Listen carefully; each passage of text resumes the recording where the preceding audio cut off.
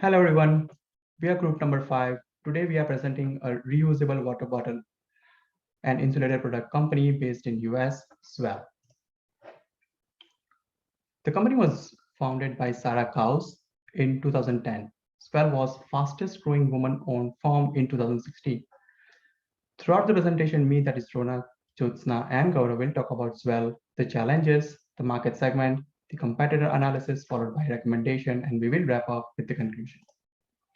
The company was launched in 2010 with tagline Healthy, Helpful, Happy to position as a social welfare and environment friendly brand. In 2013, they expanded to 700 plus stores, including Starbucks. They expanded to 35 countries and planted 500 trees with the help of American Forest as an attempt of environment conservation in 2015. Many companies nowadays claim that they are in favor of environment conservation, but very few, such as Well, balances between profit and purpose. In 2016, they opened an omni-channel pop-up shop as an attempt to connect all the distribution channels to improve customer trust and interaction, which in turn will improve customer loyalty. Recently, 2020, they celebrated their 10-year anniversary by donating more than 28,000 water bottles to frontline workers of COVID-19 pandemic. This slide shows the product portfolio of Swell. As you can see, Swell has a diverse product line to cover various market segments. These reusable water bottles are highly fashioned and come in a wide range of options. One can even customize the bottles on your own logo for personal use or maybe for your business. These claimed by Swell belongs to the functional benefit of value proposition. Well, Swell also has emotional benefit of value proposition. Swell supports American Forest, which is a non-profit organization that protect and restore forests through donations. Swell use price as an indicator of quality utilizing price quality inference tactic. Price up to $45 for a reusable water bottle qualifies this product as an ego-sensitive product, which can be given as a gift to communicate higher regards for the receiver. Strategic partnership with Starbucks by putting 14,000 Starbucks stores across USA has given opportunity to reach the product to as many people as possible and contribute to save an environment. With that, I'm handing over to Josna. Thank you. Thanks, Ronak. Hi, everyone. I'm Jyotsna, and I'll be talking about some insights on valuable reusable water bottle market and competitive space and SWOT analysis. The increasing need and trend for online shopping, the increasing use of social networking sites and related facilities is boosting the market for reusable water bottles. The market is expected to grow at 4% CAGR, and amongst regions, North America captures a sizable chunk of market share, but Asia Pacific dominated the market with a share of 39.2% in 2020. Based on material type, as you can see at the bar graph on the right, polymer-based reusable water bottle segment continues to occupy nearly 30% of the market. Talking about distribution channels, the market share of the supermarket and hypermarket channel in 2018 was around 42% and is anticipated to be preferred channel after the pandemic abates. This is due to the variability of its products, which simulates the purchasing capacity of consumers, the presence of store associates, and instant purchasing power. Next slide. Now let's take a look at some of the key drivers of the market. Growing health awareness amongst consumers, coupled with stringent government regulations for reusable material, are the three key drivers for the growth of this market. The growing use of reusable water bottles globally, due to its features, designs, material, size, and shape, will drive this market. Rising disposable incomes and changing lifestyles are also expected to fuel market revenues for global reusable water bottles, primarily for developing countries such as Indonesia, India, and China. Companies are introducing innovative solutions for individuals who struggle to maintain their water intake. They are developing water enhancer pods to add interesting flavors to drinking water. And then there are bottles which light up to let you know when it is time to drink and to let you know when you have reached your target for the day. Technological advances like these have helped in the growth of this market. Next slide. Talking about key impediments, the global pandemic has put forth several roadblocks for the global reusable water bottle market to grow prosperously. Governments around the world have advocated safety and well-being of their people, and most of the sales of retail and consumer goods have received a setback. Reusable water bottles, being non-essentials, thus face some backlash in this aspect. The movement of reusable water bottles from one channel to another remains restricted due to shortage of vehicles, lack of manpower, and different state laws curbing the global pandemic. The global reusable water bottle market is also characterized by highly fragmented competitive landscape. New product releases with added features is the key tactic being followed by top players in this market. Next slide. Now let's take a look at the competitors in this market. Forerunners of this market are Camelback and Tupperware, which are offering BPA-free plastic water bottles.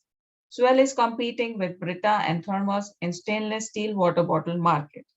As you can see in this graph, Swell is one of the competitors in this market. It is high in strategy, but not so great in its product offerings. I will talk about more on this in our next slide. So SWOT analysis. Talking about some of the strengths of Swell brand, the most appealing attribute of Swell bottles to the consumers is the design of the bottles. These bottles look so good that they have become an accessories to the consumers. And not just designs, these bottles have triple layered insulation with stainless steel and copper, which keeps the water cold up to 24 hours and hot for 12 hours.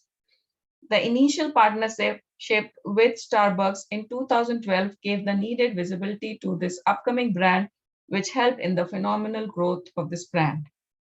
Talking about some weaknesses, this brand has limited brand awareness. Its bottles are not dishwasher safe and difficult to wash. Limited legal protection of the shape of the bottle has not been strong enough, causing many copycats to enter into this market. Looking at the opportunities, Swell can gain market share by channeling its sub-brands like SIP and Snack through common retailers to cater to the mass market consumers. The product can be redesigned to be dishwasher compatible or more convenient hand wash design. They can increase distribution channels and focus on horizontal market integration with premium stores which have aligned image and messaging. They can embrace omni-channel marketing strategy to include brick and mortar stores, e-commerce through their website, and other major online retailers like Amazon, eBay, and Alibaba. They can increase presence at exhibitions, fairs, and promotional events for luxury brands. These events can be used as opportunities to showcase new products and provide free or discounted samples. They can diversify the product line and add value to existing lines by introducing new features like temperature gauge, dishwasher compatibility, and multiple accessories. The company has also been certified as a B Corporation. They should intensify their efforts in green marketing, which is promotion of environmental benefits of a product. Finally, the company has an opportunity to stand out as a market leader in terms of its mission, functionality, premium quality, and design of its products. Now, threats. There is a major threat from counterfeit products. If you go to Amazon, eBay, and look for Swell bottles, you will find many counterfeit products with similar designs and at lower price points. If Swell doesn't address this threat, then it can become a larger issue in the future for the company. Also, the products are relatively low tech. The barrier to entry in this space is relatively low. As more players establish themselves in this space, there will be pricing pressure and competition for market share. The company will have to continue to innovate and find new ways to stand out in an increasingly crowded space. And as they introduce new sub-brands to cater to different market segments, they have to be careful to not cannibalize the original market segment with their own low-cost products. And with this, I will hand over to Ronak. Thank you, Jyotsna. The changes in the current marketing environment and competitor have forced company to rethink the distribution strategy. Should company continue to focus on niche market to maintain air of exclusivity, or should they commoditize the brand by mass marketing? A question which decides the future of the company. How to price the product to be part of value creation process. And lastly, decision on channel integration through horizontal or vertical marketing system. All these challenges will be evaluated by Gaurav later in the presentation. Since the company is following green marketing, the market can be broadly categorized into three segments: the eco chic, the economizer, and the idealist. The eco chic consumer doesn't particularly care about the environment impact and going green, but the consumer does care about their image and coolness factor of being green. If one is targeting this segment, the product have to be stylish and yet environment friendly. Segment 2, which is economizer. The economizer wants to go green so that they can save money. Since it's all about saving money, targeting this segment is a bit difficult with a price quality inference tactic. And then finally, the idealist, which are the true green consumers. They go green because it is the right thing to do. They will pay a premium price for the green product because they see the value beyond money. Marketing to them is rather simple. Just a simple message is enough to market these products. Let's meet a member of this idealist and eco chic segments. Meet Jess. You can read about Jess and her needs, but let me highlight this. She does not like to waste and also does not like over packaged products. One can spot her wearing classical style clothing, carrying clothes, shopping bags, and sipping from reusable water bottles. Now meet Michael. You can also read about him and his needs. But I would like to highlight his behavior that he is a heavy footprint on a social media and willing to pay a premium price, but only if the product grants him the bragging rights. With that, I would like to hand over to Gaurav. Thank you. Thank you, Ronak. Swell was introduced to the niche clientele as a hydration fashion accessory. It was an instant success. The design was functional and aesthetic. The social mission resonated with the target consumer, and the perceived value of the product was justified by the premium price in the eyes of the target customer. To be or not to be? That was the question before the leadership team as Swell when they were trying to decide whether to introduce the product to the mass market or continue to promote it as a premium style icon that was closely tied to a social mission. I will discuss two key decision variables for the marketing strategy. First, should the product be channeled through common retailers? Second, should there be a change in pricing strategy to capture new market segments? Next slide, please. The key differentiating features are the products are beautifully designed and functional. As Sarah Koss, the creator and founder, put it, it is a sustainable metal water bottle that combines high function with beautiful fashion. They are iconic, unique, and gorgeously photogenic. The 17-ounce double-lined vacuum-sealed bottle was made with the highest grade steel that was non-leaching, non-toxic, and kept drinks reliably cool for 24 hours and hot for up to 12 hours. The bottles were priced at $35 because Kaws envisioned the brand to be a luxury item collection.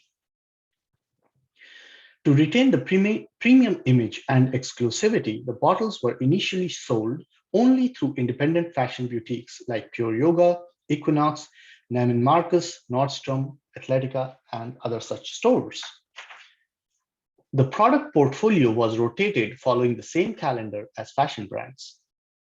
The brand and its products stood for a social mission to create products that were both beautiful and eco-friendly and help consumers live more sustainably every day. The company has focused on green marketing by promoting its products based on environmental benefits. They have worked diligently to be recognized as an environmentally and socially responsible company. The company has teamed up with organizations like US Fund for UNICEF to help provide clean drinking water to children around the world. They partnered with American Forest to plant a tree for every wood collection bottle that they sold. Kaws personally toured China to identify facilities that met her standards for cleanliness, safety, and treatment of workers. Next slide, please. Now I'd like to discuss some of the disadvantages of channeling Swell products through common retailers. There is a loss of premium image and exclusivity, dilution of brand identity by associating with a retailer with dissimilar brand messaging. There is a loss of control over messaging, direct comparison and competition with mass market products from other brands. There is a reduction in perceived value, which leads to pricing pressure. There is increased target customer price sensitivity, which can put pressure on the margins. Intermediary expenses when compared to direct distribution. Less control over inventory and pricing. Next slide. There are, however, some advantages of channeling Swell products through the common retailers. There is increased access to the market with wider customer reach. There is logistic support and increased visibility and brand recognition through placement of product in premium shelf spaces. Next slide, please. We would like to put forth two recommendations. First, the cost of distribution can be 30 to 50% of the product price. Once a channel commitment has been made, it is a long-term commitment and cannot be changed easily. However, channel structure can slowly evolve over time. As items being sold eventually become commoditized, the mass market segment through common retailers can be considered. For the time being, the consensus in this group is that the market for Swell products is still in the late introduction and early growth phase of their life cycle. Therefore, in the short to medium term, the company should focus on zero-level direct marketing through hybrid channels, which includes its internet website and horizontal market integration with boutique premium stores. Limiting intermediaries would enable them to maintain their exclusivity, control their messaging, and still reach greater market segments. Channel integration through horizontal marketing systems is essentially a collaboration between unrelated brands, like in this case with Starbucks and Swell. There is, however, a convergence in terms of premium quality, image, and social and environmental values associated with both brands. Such integration would allow them to share resources like shelf space in a physical store without conflict with the intermediary's core business. It would keep the product exclusive while enhancing its coverage and allowing them to enter new markets. They should continue to focus on mission-based marketing, taking up environmental and social causes that are important to their target customers. Over the long term, however, as items being sold eventually become commoditized, the mass market segment through common retailers can be considered. Next slide, please. Our second recommendation is that for premium products, price is a part of value creation process.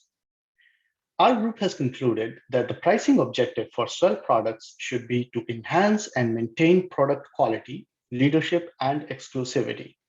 The target customers for Swell product value aesthetics, functionality, exclusivity, and mission of the brand.